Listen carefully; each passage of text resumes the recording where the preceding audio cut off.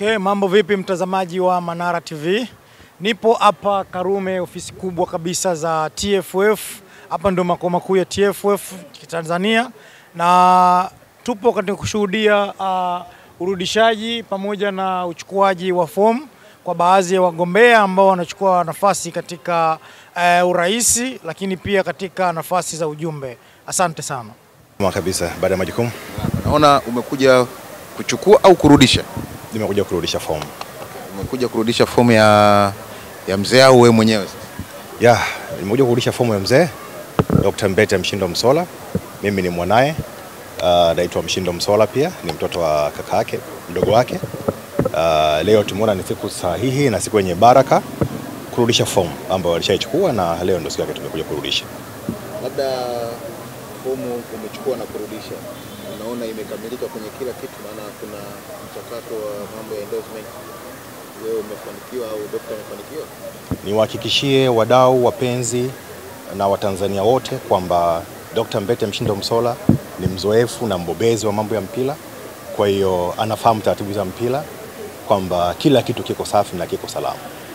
Mchakato mzima wakati unachukua fomu na kurudisha, kuna bugu wala ni mchakato ulikuwa? Kila kitu kiko very smooth, na tunashukuru tunashukuru TFF. Taratibu ni mzuri na hakuna bugu yoyote.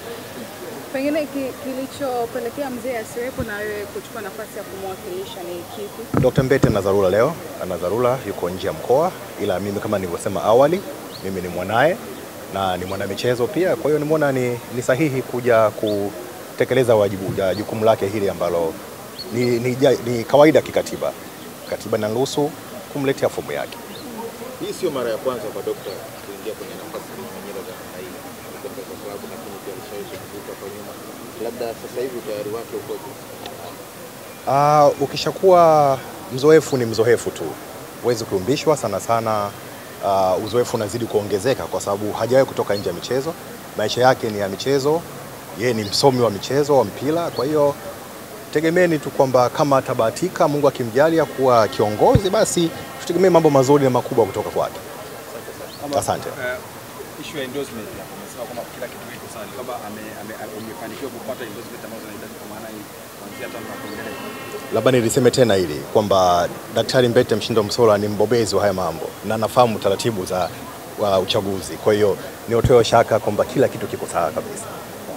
Na ulihusika pengine labda kumshawishi mzee arudi kwa nafasi, au ni yeye aliamua nafasi ya kuchukua hii nafasi? Kwa wanaonifahamu wanajua kabisa kwamba Dr. Mbete mimi ni rafiki yake, ukiacha tu mtoto, ila ni rafiki yake wa karibu sana, hasa kwenye mambo ya michezo. Kwa hiyo nilihusika kwa namna kubwa tu kumwambia huu ni wakati sahihi yeye kurudi sasa kwenye ngazi kubwa kabisa za kuhakikisha mpira wetu unaenda mbele zaidi na zaidi. Wewe kwa sababu unaamini kuna kitu Dr. Mshindo anapaswa kuja kukiongeza na kimemia? Sahihi. Kila nyakati zinakuwa zina nafasi yake. Kwa hiyo naamini daktari atakuja kubadilisha na kuongeza ama kuleta chachu zaidi kwa yale ambayo wenzake wameshaanza na kuendeleza.